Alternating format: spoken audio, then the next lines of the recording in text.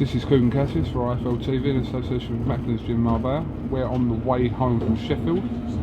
Why don't you tell everyone where we've been, Eddie? We've been to Sheffield for the KELL BROOK press conference to announce his first event of his IBF welterweight world title against JoJo, the #1 contender in the IBF division, a mandatory challenger. It was a great press conference. It was packed with media.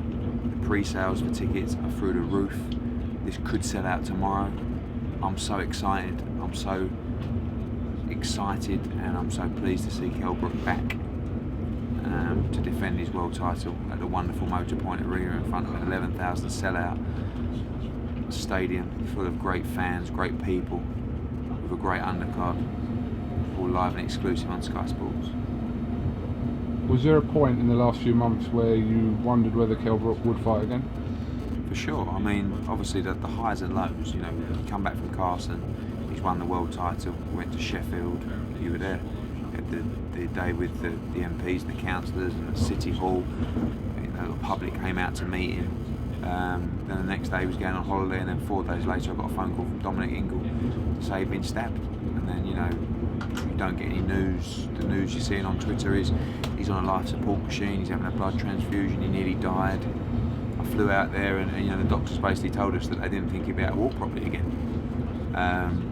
Training was a second thought, an afterthought. And I remember speaking to the IBF. Lindsay Tucker sent me an email after saying, "Really sorry to hear about KELL. You know, he's going to be okay, right?" I replied straight back, going, "Yeah, no worries. You know, it's not too bad. We'll be up defending that title soon." Thinking I didn't know whether he would. You know, you come back, and so KELL always puts on weight between camps, but obviously he can't. He's sitting on a couch. It's even worse. And the injury, honestly, you've seen it a day, a week, 2 weeks after, it looked like a shark attack. And I wasn't sure whether he'd fight again, but you know, you've got to take your hat off to him, because the effort that he's put into the rehabilitation and the training, he's been training for about 8 weeks. He's in great shape now, and you know, he's still got 9 weeks to go. So it's going to be an emotional defence. I mean, emotionally and mentally, we don't know how it's going to affect him. But boxers aren't normal kind of people. I mean, if that was you or me, I'm guessing we'd be having nightmares, all sorts about the incident. But you know, for them, it's like brush yourself down and go again. But I'm so pleased to be able to be part of watching him walk out in front of 11,000. All of the lights, the cameras going, everything. You know, he deserves it. And this is a tough fight. You know. From going from such a massive high in Carson last August to a tragic incident in Tenerife, has this disrupted the flow of his career?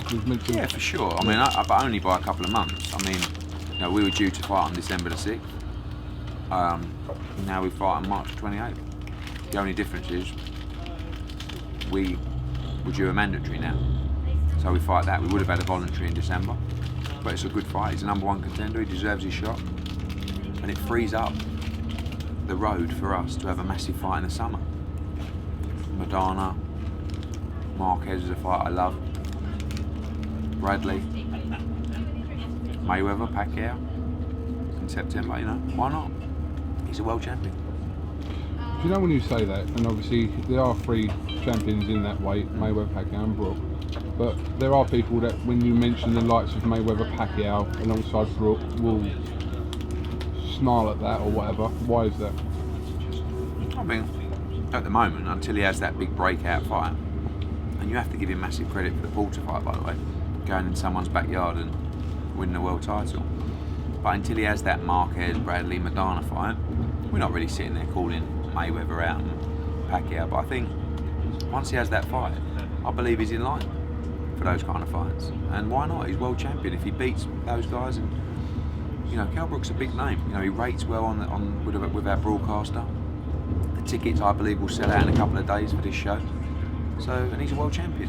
He's a big star, and he's going to get bigger and bigger. So, of course, we want the Mayweather fight, but I'm not going to start shouting it out, because I think we've got to do more to get it. Before the Sean Porter fight, KELL said that you didn't have to like him, just if he beat Sean Porter, give him credit. But speaking to him now, he said he doesn't believe that he's got that credit. No, but that's just life. I mean, but why hasn't he got that credit then? Because you live in a world where people have got the ability to say anything they want on a keyboard or on a phone. Do you know what I mean? And I think there's much more of a focus on people's thoughts, which actually might not be their real thoughts, but there's a lot of disturbed people out there. So any human in their right mind should give someone like that massive credit and massive respect, being a Brit that's travelled to America and beaten an American in his backyard for the world title. But you know, you're never going to get the credit you deserve, but it's okay. Listen, don't worry about that. Just keep going, keep doing what you're doing. Fight Dan, put in a great performance. Then we have the big fight in the summer, and then we unify the division. And this is what he's going to do. Obviously, you had the mandatory option, which you're going along with, but were you thinking of other opponents, and who were you thinking of? We were only thinking of other opponents because it didn't look like we were going to get the Dan fight. So once we thought we might not get the Dan fight, we had to look at other opponents, and you know, we looked at the rankings. Top 15 in the IBF, we were quite limited. You know, Josecito Lopez, Anton Decory and Diego Chavez were the three standouts that were available. But luckily, you know, we managed to reach agreement with Blue DeGALE and HAYMON last night, actually, at about 10 o'clock. So in your eyes, was this the ideal situation? What's 100%. happening? This was the option one from the get-go. We had to get this mandatory cleared up, and it's a good fight. So, but ultimately, we had to get the mandatory cleared up, and you know, it's been a frustrating. You know, we've had a bit of a shitty start to the year, really, with injuries and freak incidents and all sorts. So it was nice to get this done, and you know, we thank Lou and Al for that, and I think it was the right thing for everybody. It has been a little bit on the Matchroom side, a little bit disappointing. Obviously, the Crawler thing was a big blow, but obviously his health comes first, and he'll be back in the summer, hopefully. And also Anthony Joshua having to pull out of the huge O2 show. So that two big blows for you for the start of the year. Yeah, and Carl Froch, you know, I mean, it's boxing, you know. So you get kicked in the nuts non-stop, and then all of a sudden you start buzzing again. So now we get this fight, we sell this arena out. Make a big signing next week, another big show, there's some other big fights bubbling, and things just turn around. It's not just boxing, it's life, isn't it? So you just keep cracking on, working as hard as you can. You know, but in an ideal world you wouldn't get any pullouts. But I think as well, because we've got so many fighters, you know, fighters get injured all the time, but because we've got so many fighters, we're going to have more fighters getting injured than others. You know, but you go through different phases of injuries and no injuries and injuries, and I think we've just turned the corner on one. Can you give us the updates on Crawler and Joshua? So Crawler, spoke to him the other day, he's in a great place, ankles coming on, head's healing up. I think realistically, you're looking at probably a June return for him. Keen to get back in the gym as soon as possible. There'll be some things that he can do and some things he can't quite quickly. Obviously, they'll have to go through the scan procedures with the British Boxing Board of Control. I don't see it being a problem. Joshua, staying away from the gym for a couple of weeks. Before the Sprott fight, he had a niggle in his back. He went on holiday, he had about 3 or 4 weeks off, came back, resumed training, not really too many problems, on, and then all of a sudden it just got progressively worse. Went for a scan, had a stress fracture in the back, really made the decision that we were going to go ahead with a fight under the doctor's orders, gave it a couple of days to heal, tried again, just wasn't happening. Froch, nothing major, elbow niggle that he gets all the time, a little bit worse than normal because he hasn't been, you know, in boxing for 7 months. I was out of the country last week. We agreed terms on the Chavez fight. Froch, when it was all done, just turned around and said, I cannot make the date. He said, my body's not going to allow me to, my elbow needs a jab, etc, etc. And he wasn't prepared to go into the fight at 70 or 80%. I think 2 years ago he would have fought 100%. But now, unless everything is right, he will not fight again. And it wasn't right, and it was a gutter, so I was so looking forward to it. But obviously, bar an injury, that fight would be taking place on... Yeah, I mean, you don't know what's going to happen against Fonfara, and things change, but as far as the terms are concerned, everything was agreed. So, don't see why that fight can't happen, but obviously there are a number of other opportunities that have presented themselves, and ones that have always been there that we have to consider as well. I'll come back to the Froch situation in a minute. There was a tweet today from Amir Khan, I think shortly after the press conference, relating to Wembley and a big fight to be announced soon, and Poland, etc, etc. Can you have any speculation to what this will be? Yeah, I spoke to the guys at Wembley. He wasn't at Wembley today. he's not in conversations with him about a fight. So I think it's quite sweet that he's that bothered about KELL BROOK that he wants to put some news out like that during KELL BROOK's announcement. All it means is that he's got the fire in his belly for a fight. So he's had to take a picture of Wembley, pretend he had a meeting there, pretend he's talking to him about a fight, which he's actually not. Just to but try you're and speculating as you don't know this for definite. What? That he may have had contact. There's no possible way that he can't had contact with Wembley. I spoke to Wembley, the man who's in charge of all the bookings.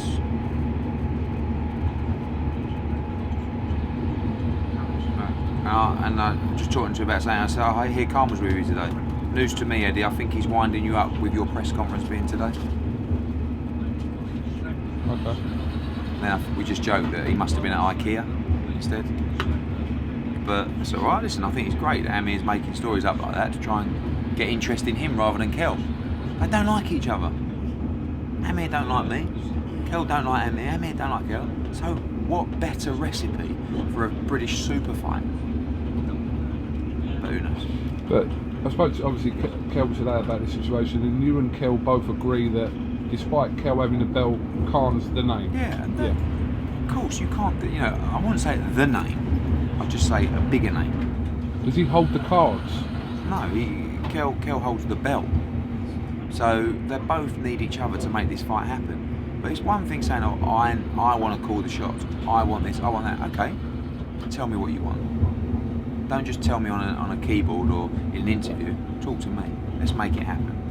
You know, the noise coming out of America from his advisors is that this fight can happen. But at the moment, there's been no discussions, and we can't base our KELL's career on fighting Amir Khan. So we have to look at other fights for the summer. We'll take that fight in a heartbeat, and I'm sure we can reach terms. But there seems to be no interest in discussing it because I've said again, I've said it before. Have you KELL made BROOK, approach to discuss it? No.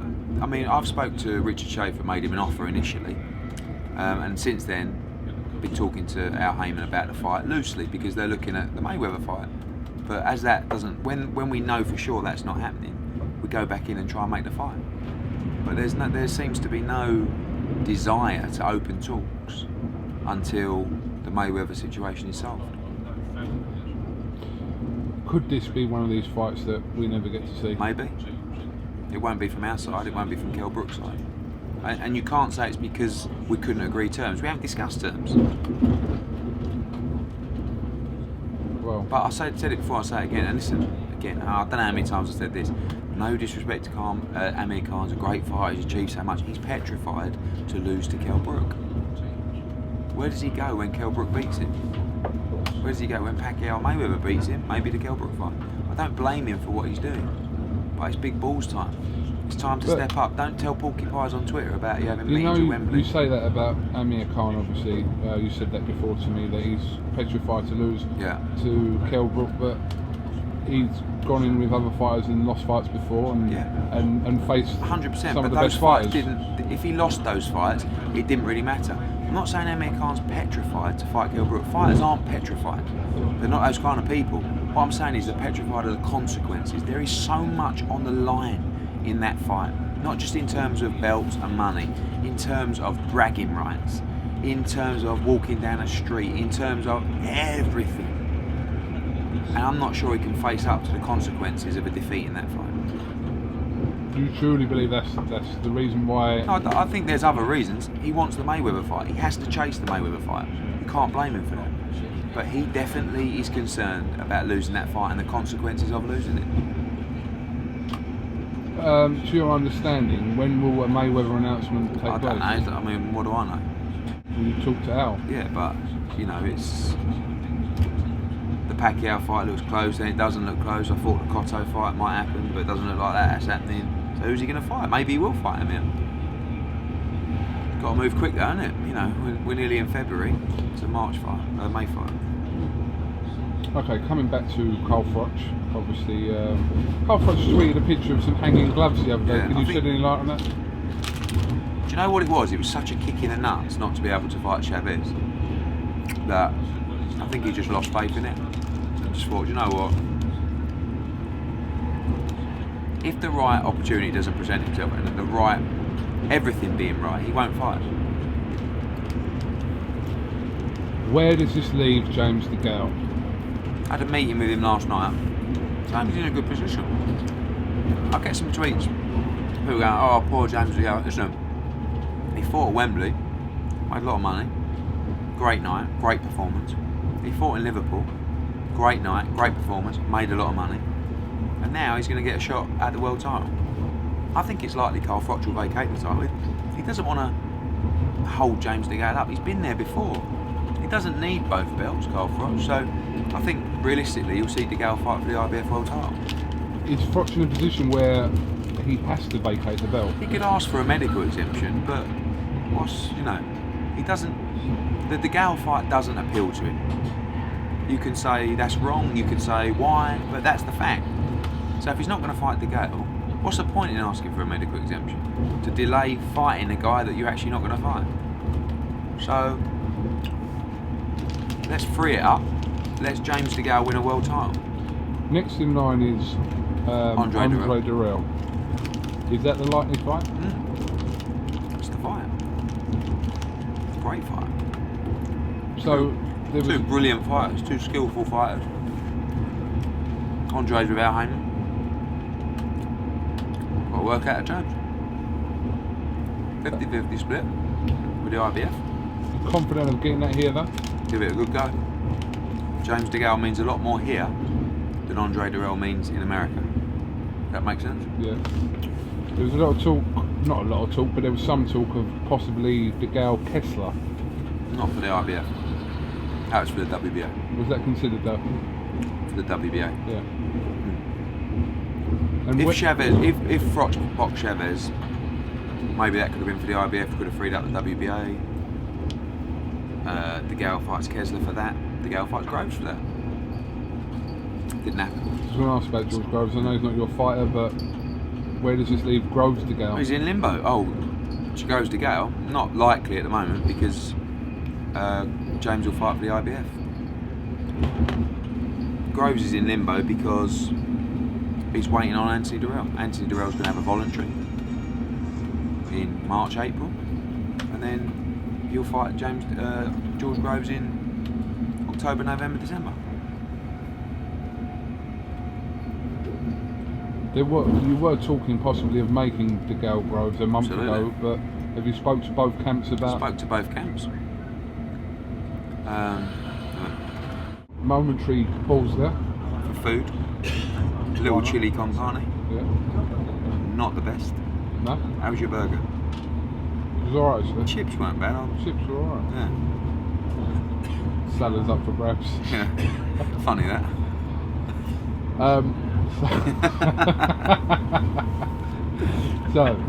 So we left on Groves. Groves, yeah, waiting for the WBC. Yeah.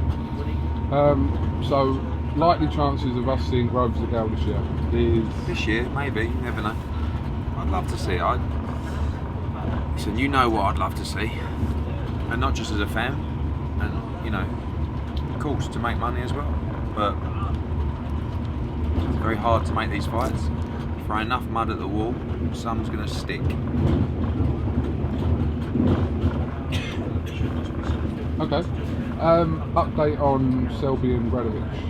Getting close, actually. Deep talks. I think we're going to get him over. Yeah. Yep. Wow. Don't know where yet. Obviously, ideally in Wales, but if we have to add it to a show in April or May. What do? Try it. It's alright. Punch away. Upcoming shows now for you. Next Saturday at the O2, January 31st. February the 14th, Brian Rose and prize fighter. February 25th, Paul Smith against Arthur Abraham. March the 7th, Luke Campbell and Tommy Coyle up in Hull, and Eggington against Singleton. March the 28th, KELL BROOK, Adam Etches, Gavin McDonald, Cal Yafai, big new signing coming next week. April the 4th, Newcastle, Bradley Saunders, Anthony Joshua, the Dickinson brothers. April the 11th, Leeds, Josh Warrington, Clev, Bob Badger safe, Martin Ward against Maxie Hughes. April the 25th, looking like O2, hopefully. And Then May the 9th, Birmingham. Gave you an exclusive there. I haven't announced the Birmingham date. No? Headline by? Don't know yet. Got any ideas? Do you know any big names from the Midlands that are available? Well, you got the FIs. Oh, must be them then. So past May the 9th, you haven't got any dates? No, give me a chance. Yeah. No, I'm just saying. Yeah. That's a lot of shows. Yeah. But in your head, you haven't got anything potentially for... No, I've got some ideas of fights that want to be made, but no, I'm fine, thank you. Oh, I'll have a cheeky little macaroon. Oh, do you know what? I'll have a luxury slice of cake. That's the 7th luxury cake you've had. Any more drinks or anything? Thank you. Thank you. I've got ideas of fights that I want to make, and I've got some venues held, but... Any juice or water? As we move into February, we'll start making plans for June. I can't believe how well tickets are going for shows. I mean, we'll have 6,000 out at the O2 next week. Obviously, we had disappointment with Joshua being off. Blackpool's virtually sold out. Hull is pretty much sold out. Sheffield, I believe, will sell out in days.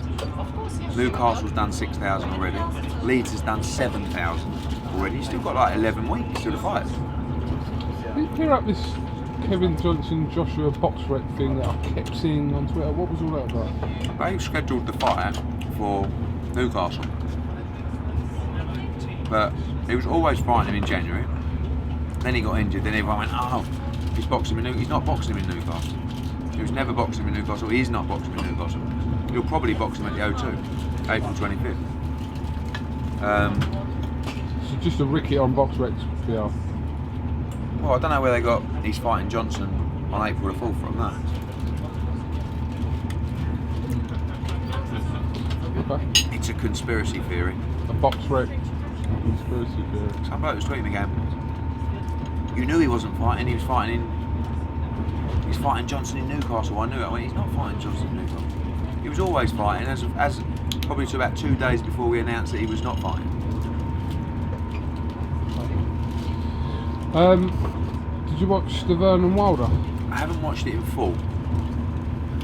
I was in bed and I followed it on Twitter, and then I watched some vines, and then I watched a couple of highlight clips. I haven't seen the whole fight, but sounds like it was good. It's Surprised me. A bit disappointed. Well, Were you back Stavern, didn't you? I thought Stavern, I didn't back him like physically, he walked down and put a bet on him. I thought Stavern would win. I wasn't sure if Wilder was the real deal. I'm not sure he still is the real deal. Well, in terms of the real deal. Do you know you But say, you've got to give him do you know credit. you say like Joshua would beat like all these fighters now? Would he beat Wilder now? Good question. It's a tough fight for him at this stage in his career. I think he can beat him. It's not a fight you'd be looking to put him in at this stage in his career. No, just hypothetical. If they fought now, you'd probably, well, experience and the last result, you'd have to make Wilder the favourite, wouldn't you? But I believe Anthony would win. But I mean, it's not like I don't feel the same way about that fight that I do about Price or Fury or Chisora. Beat all them now. Do you know how Wilder was criticised for his first 32 opponents? People call him bums and blah blah blah blah. I'm used to being pulled. Do you think?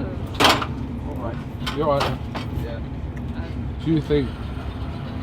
What do you think of Joshua? How do you think his level of His opponents? I think his opponents now might have been better than Wilder after 32 fights. You think? Okay, go through Wilder's opponents. Audley, like his top opponents. Jason Gavin, Malik Scott. Malik Scott, not bad. It's like for like, isn't it, really? You know. Baktov, Skelton, Sprott, Erich. So it's not. There's not much in it. That's what I'm saying. So you don't know. You never know until you take the test, do you? The leap of faith. You know. Ladies and gentlemen, we're now in approach to Leicester. If you are leaving the train here, please ensure you take all luggage and personal belongings with you. Do not leave these items unattended at any time when on or around Leicester station. Who's from Leicester? I don't really know. Also, you need to have your tickets to Chris Hammersmith. Pyatt was from Leicester, one of our old fighters. Upon WBO departure light from middleweight Leicester, this champion. service will travel non-stop through to London St Pancras. What are we talking about? This is Leicester. Can I have one of your luxury cake slices? Because you've had... How many of these have you had today? You just had a macaroon. Yeah, but that's like... Till you take the leap, you just don't know, do you? There's a lot of fighters out there who might be better than... A good example, maybe Josh Warrington. Trundling along at English title level, boom, Commonwealth, boom, British, boom, European. Wow, where's that come from? He's got the ability, that's why. Alright, unless you have anything else to add. Oh, there was another tweet from Amir Khan. Same. I just saw it, it said, I'd rather see KELL BROOK fight JoJo Gallagher. But he can't, you know, it's great that he's talking about KELL BROOK. Unprovoked, by the way. You know what I mean? I'm sure Kel mentioned Khan's name in interviews today. So. Well, I don't know, didn't know you wanted to stick up for him. There's a very simple way to settle all the childish stuff. Get in a ring and knock 7 bells out of each other. Right. And have some more luxury cake slices. That makes everything better. A lot in America has been going on recently, quite notably Premier Boxing and NBC, HAYMON, which seems to have eliminated all the fighters from who usually regularly fight on Golden Boy shows now onto the NBC network. What has that done for boxing now? I think it's exciting. I think you know, if you're in America right now and you're a promoter and that's your key market, I think you'd be very concerned. It's making big moves, signing with big broadcasters. It's a new strategy, it's a new model. But he's got some great fighters and he's very bright, and we'll see if it works. But right now, you know, it's shaking up boxing over there. It's great. I think it's great for boxing globally. There's going to be some big fights made. You know, I'm not really one of those that sits there and sort of says, "Oh, he's taking over, or he's doing that." Great. I want everyone to be as aggressive as possible in a business strategy sense. Where does it leave Golden Boy? Obviously, they've made a few recent signings, quite likely David Lemieux. Good afternoon, ladies But where does it leave them? passengers joining us at Leicester. My name is Jane, I'm your train manager for this journey. This is the East Middle train service. We're in non-stop through now to London St Pancras International. Schedule to arrive at London St Pancras 16:32. First class accommodations at the front of the train, encourages FG and H. Where there is an at-seat service, standard class accommodation you'll find towards the rear in the red seated areas. If you're on seated in carriage A at the very rear of the train, please be aware this is our mobile free coach. We do have an at-seat trolley service on board, passing through offering refreshments, so please do keep the arms free of personal belongings and luggage to allow the trolley service to pass through freely. You will find important safety information posters. These are located adjacent to all exit doors, and should you require any further information or assistance during the course of this journey, please don't hesitate to contact any member of the on-train team. Seasonal train service running non-stop through now to London St Pancras International. We're due to arrive at 16:32, and we do hope you have a very pleasant and comfortable journey. It's very difficult for the other promoters. You know, we yet to see how it plays out with Showtime and all that kind of stuff. But it's going to be, you know, very interesting times in America. You know, Rock Nation, Premier Sports, HAYMON, Golden Boy. You know, it's very, very interesting. Good times.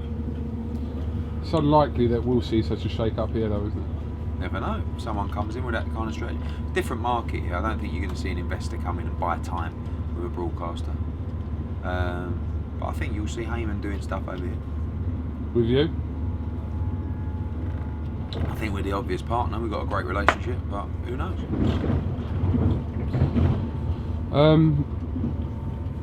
press release from Frank Warren today to say that Frank Warren and Queensberry have parted ways with Frankie Gavin. You sent a tweet out today to say, Birmingham, here we come. Oh, am I reading too much into this by suggesting something? Not really. I think you know the answer to that question because you know what's going on. We'll make a big announcement next week.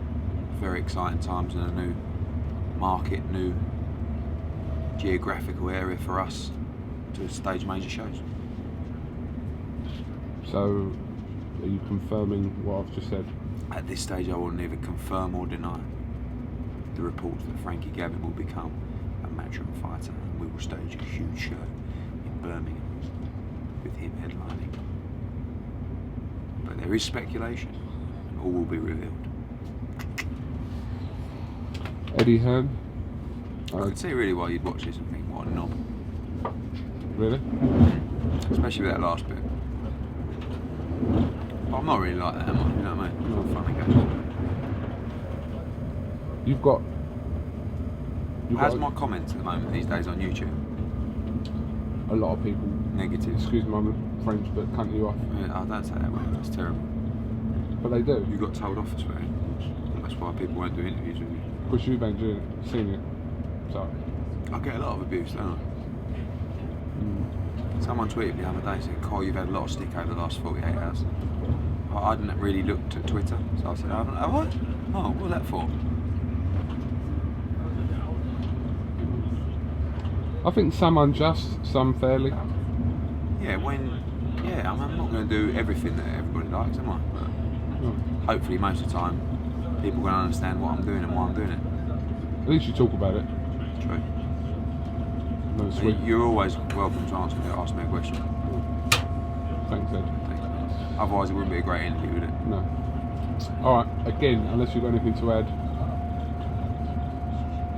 No. Alright, Eddie Hearn, thanks for talking to IFL TV, and we'll see you next week at some point. Look forward to it.